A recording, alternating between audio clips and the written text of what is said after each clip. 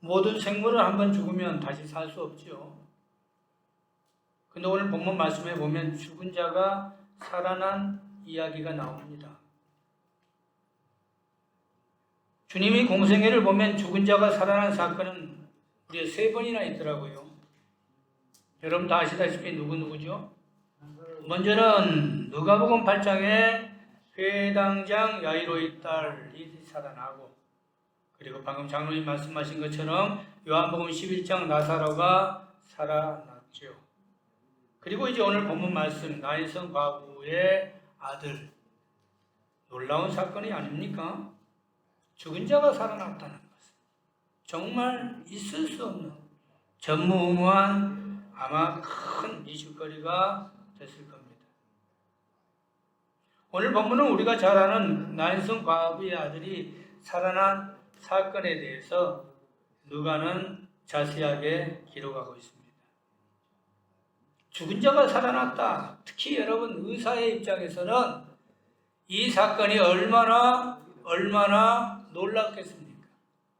인체에 대해서 알지 못하는 우리들도 놀라운데 인체에 대해서 흔히 아는 의사인 누가가 이 사건을 바라볼 때는 충격이었을 것입니다. 그래서 그런지 죽은 자가 살아났다는 것을 강조하고 있는 것이 우리 본문 말씀에서 여러 번 비추어집니다. 그래서 11절 말씀에 보시면 이렇게 말씀을 유도해 가죠. 11절 그 후에 예수께서라고 이 앞전의 사건과 관계되어져 있는 말씀으로 연결됩니다. 그 후에라는 말씀에서 이 앞전에 어떤 사건이 있었습니까? 백부장의 하인이 치료받은 사건인데, 그런데 저자는 백부장의 하인이 당시 어떤 상황이라고 설명하고 있습니까? 말씀을 자세히 보십시오. 백부장의 하인이 감기 정도 걸렸다는 것이 아니라 이렇게 말합니다. 죽게 된 것을.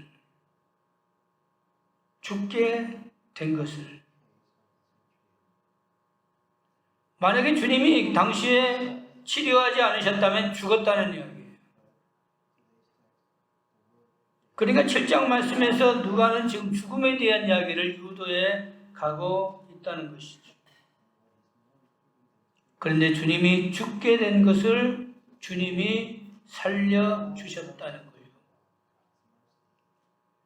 그리고 이제 오늘 본문 말씀에 보면 죽은 자를 살렸다는 말씀과 연결시키시죠. 그래서 그 후에라고 말합니다.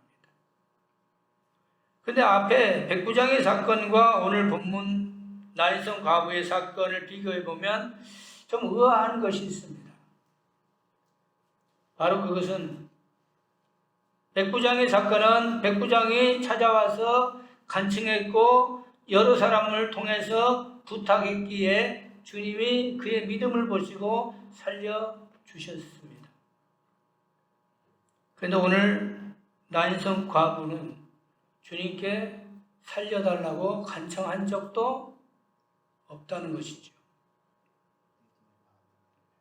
두 번째, 백부장은 이미 주님의 권능을 알았고 그러기에 많은 사람들로 하여금 주님께 간청케 했다는 것이죠.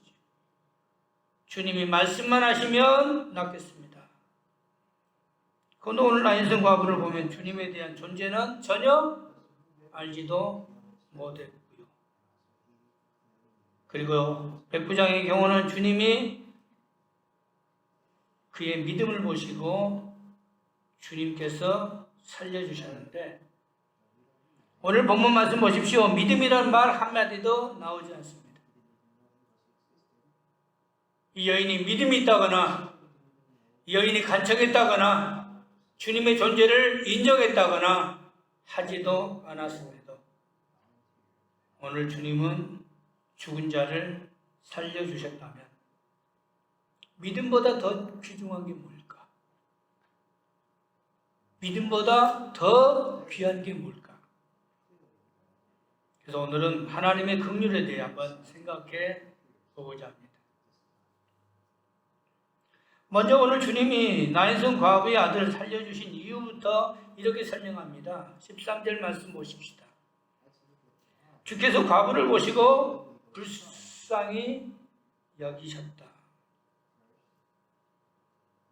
오늘 주님의 마음이 감동이 되는 것은 이 여인이 불쌍했다는 거예요.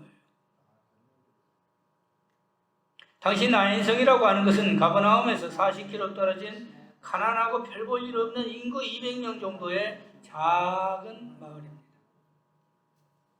그런 가난한 동네 아들 하나를 키워가면서 과부가 살아가는데 이 과부의 낙이 뭐겠습니까? 한번 생각해 보세요. 남편이 잃고 아들 하나 있는데 아들 하나 그 하나 큰 거 보면서 살아온 게 유일한 낙. 그래서 그런지 이 나인이라고 하는 이 이름의 뜻이 기쁨이라는 뜻입니다. 그런데 그 아들이 그것도 다 키워놨는데 죽었어요. 여러분이 이런 입장이라면 어떻게 하겠습니까?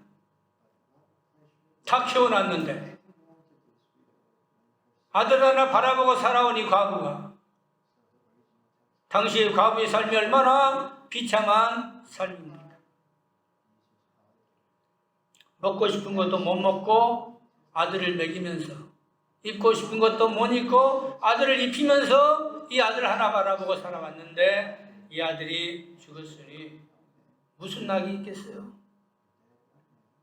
그래서 주님께서 울지 말라 13절에 위로하시니 울지 말라고 하는 이 원어의 뜻을 보니까 이렇게 썼어요. 클라이오, 발광하는 거야.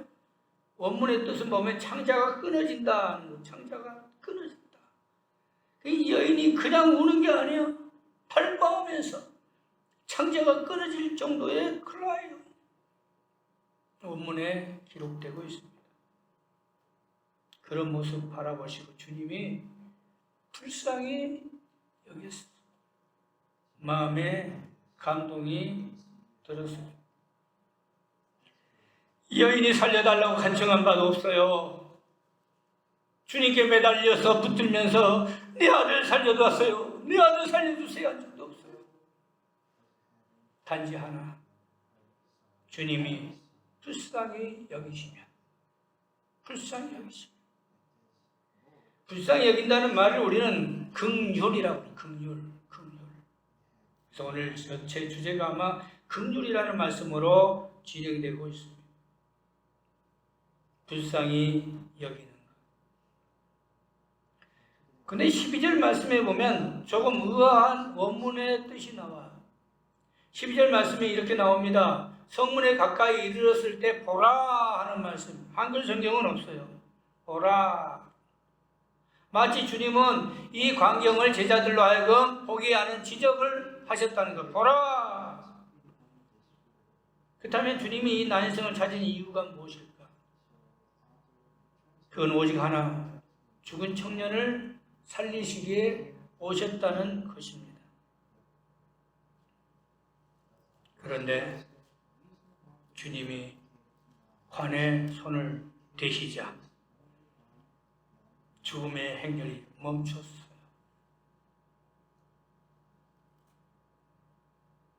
지금 울면서 통곡하는 그 장면에서 갑자기 주님이 관에다 손을 딱 대시자 그 슬픔과 사망과 죽음의 행렬이 멈추었다는 것입니다.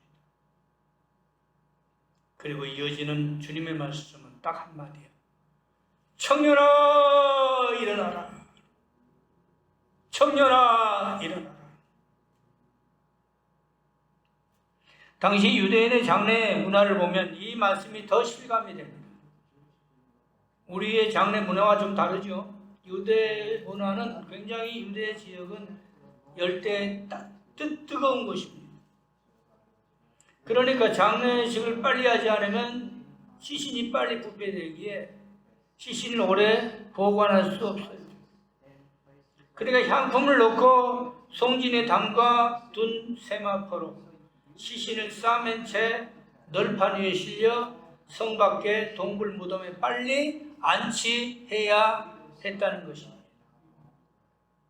그 다음 오늘 본문 말씀의 상황을 봅시다. 죽은 지 오래되지 않았다는 이야기. 그러니 그 상황이 얼마나 충격이 크겠습니까? 사람이 죽고 난 뒤에 시간이 흐르면 그 슬픔과 고통은 사라지게 돼 있어요.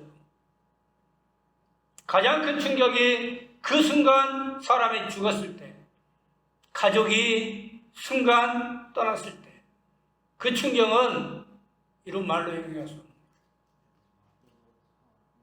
그러니 이 과부가 얼마나 통곡했겠느냐. 그런데 주님이 불쌍히 여기서 관에다 손을 대시자 멈추었다. 우리가 인생을 살면서 나름대로의 우리가 할 수 없는, 내가 해결할 수 없는 문제들이 얼마나 많습니까? 주님이 손만 대시면 여러분의 모든 문제들은 어떠한 것이라도 해결될 줄 믿습니다. 오늘 여러분의 관은 무엇입니까? 여러분이 빠져나올 수 없는, 여러분이 헤어날 수 없는 여러분의 죽음의 관은 무엇인가? 주님께 간청하지 않았어도 주님의 마음 감동만 되시면, 주님이 불쌍히만 여기시면 병도 낫고요, 주님이 불쌍히만 여기시면 물질의 문제도 해결해 주시고, 주님이 불쌍히만 여기시면 여러분이 해결할 수 없는 모든 문제들은 해결될 줄 믿습니다. 주님의 권능은 죽은 자까지도 살리시는 능력 아니십니까? 이것을 믿습니까? 정말 우리가 믿는 주님 권능, 그러므로 주님께 불쌍히 여김을 받는, 주님이 여러분을 바라볼 때 긍휼함을 받는 자들이 되기를 주님의 이름으로 기도합니다. 그렇다면 오늘 저자가 본문에서 말하고자 하는 것이 무엇인가? 우리 모두가 다 주님의 긍휼을 받자는 거예요. 왜 교만하지 말라 하느냐? 교만하면 주님이 불쌍히 여기지도 않아요. 내가 겸손하고, 내가 겸비하고, 나는 아무것도 가진 게 없습니다. 사실 우리가 내놓을 게 없는 거예요.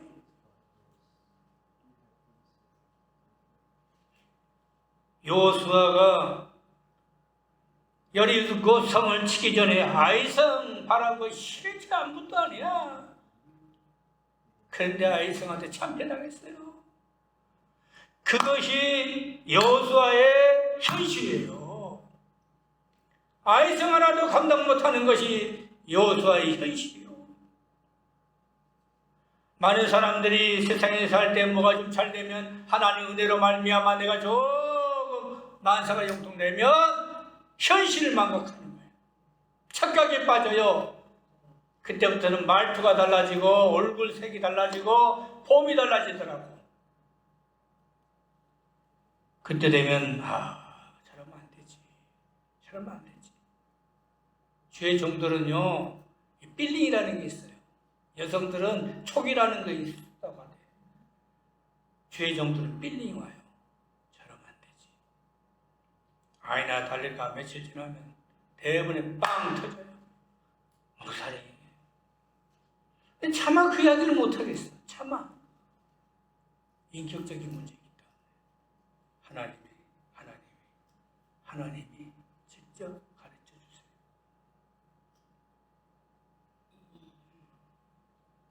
오늘 누가는 이 말씀을 쓰면서 우리가 긍휼을 받아야 한다는 것에 대한 이야기를 하고 있어요.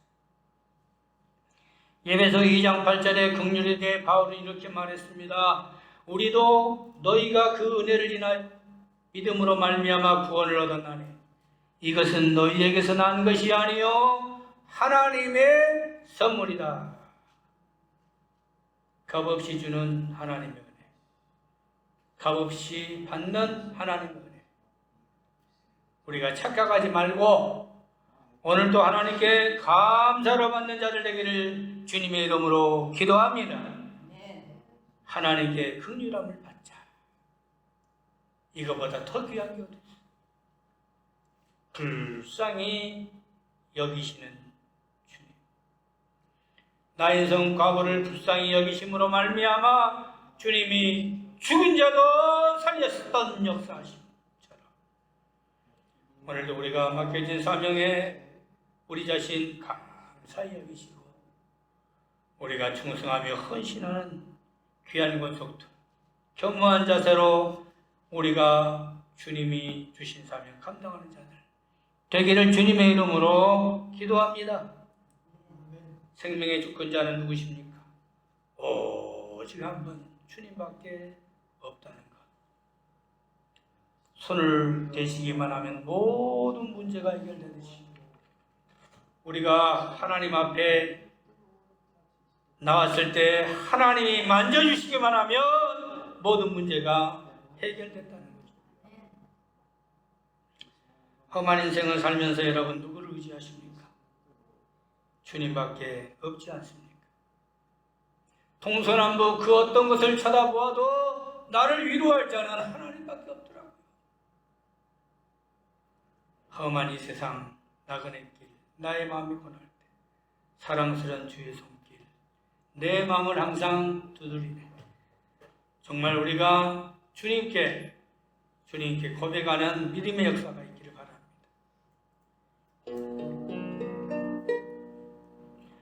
험한 세상 나그네 길, 나의 맘이 고날 때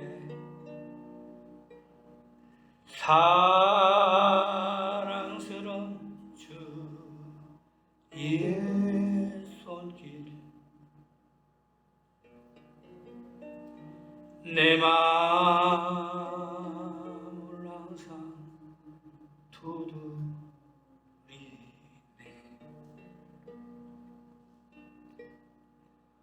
오 주님, 나의 주님, 내 마음에 기쁨 넘치네. 나의 기쁨, 나의 생명, 주 손길 날 구원했네. 우리만 우리 영어로 해봅시다. He touched me. Oh, He touched me, and oh, the joy that filled my soul. Something happy, and my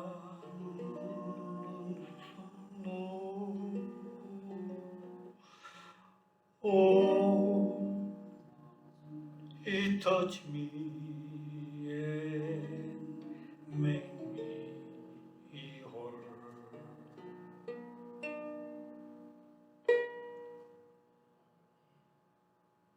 우리가 세상에 살면서 이 착각할 때가 많은 것 같아요.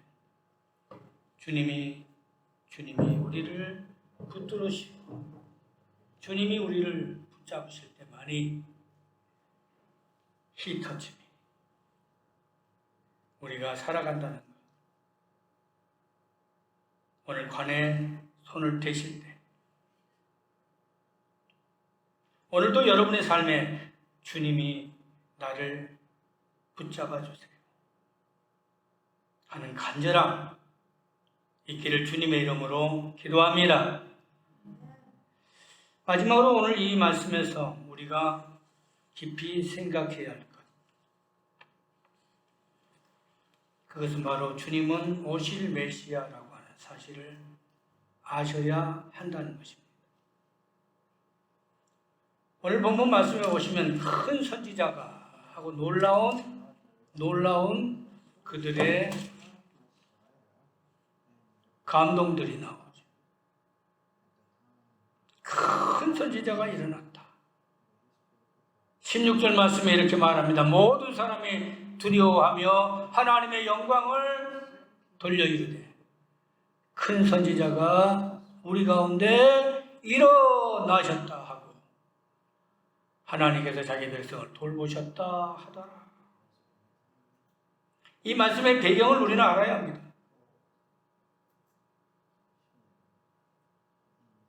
이스라엘 백성들은 오실 메시아가 오시면 우리의 모든 문제들이 다 해결되기를 기대해 왔습니다. 그리고 우리 나인성이라고 하는 것은 역사적인 자부심 하나가 있는데 바로 그것은 열왕기하 4장의 사건이 바로 나인성에서 일어났기 때문이죠. 옛날 나인성 근동에 수넴이라는 동네에 과부 하나가 있었어요. 근데 과부의 그 아들이 죽습니다. 그러자 엘리사가 기적을 베푸사 그 아들을 살리는 사건이 이 지역에서 있었다는 것입니다. 그러기에 그들은 그 마음속에 오실 메시아가 우리의 고통과 슬픔을 오시면 모든 것이 해결됐다는 기대감이 간절하게 있었다. 그래야 나인성 과부의 그 아들이 다시 죽음에서 일어나자 그것이 이루어졌다고 하는, 실현됐다고 하는 그 마음에서 큰 선지자가 우리 가운데 일어나셨다고 그들이 놀람을 서로 말하고 있지 않습니까? 그런데 선지자보다 더 큰 위대한 분이 누구실까요? 바로 그것은 오실 메시아, 우리 예수 그리스도시라는 것입니다. 이제 말씀의 결론을 맺습니다. 사망을 이길 수 있는 분은 오직 예수 그리스도밖에 없습니다. 그분이 불쌍히만 여기시면 죽은 자도 살아날 줄 믿습니다. 불쌍히 여김을 받으려면 우리가 어떻게 해야 할까요? 오늘도 주님이 나 같은 자를 터치해 주시길 바라는 마음, 나를 만져주시길 바라는 마음, 손을 관에 대실 때 모든 문제가 해결되고 주님이 말씀을 선언하실 때 죽은 자가 일어나듯이 오늘도 주님 만나는 여러분 되시길 주님의 이름으로 기도합니다. 여러분의 문제를 내어놓으십시오. 여러분의 고통을 내어놓으십시오. 여러분의 질병이 무엇입니까? 여러분의 연약함이 무엇입니까? 주님이 손만 대시면 고통이 기쁨이 되고 슬픔이 환희가 되고 절망이 소망이 된다는 것을 믿으시고 오늘도 여러분을 사랑하시고 여러분을 불쌍히 여기시는 주님을 생각하며 주님의 손길 붙잡는 여러분 되어서 승리의 삶을 사시길 주님의 이름으로 축원합니다. 기도합시다. 나인성 과부의 아들이 살아난 것은 당시의 이야기만 아닌 지금 우리들의 삶의 현실인 줄 믿습니다. 주님이 불쌍히 여기시면, 그리고 주님이 손만 내시면, 그리고 주님이 선언만 하시면 모든 것들이 해결될 줄 믿습니다. 주님 다시 한번 깊이 바라보게 하시고 주님 만나는 시간 되게 하옵소서. 예수님 이름으로 기도드립니다. 아멘.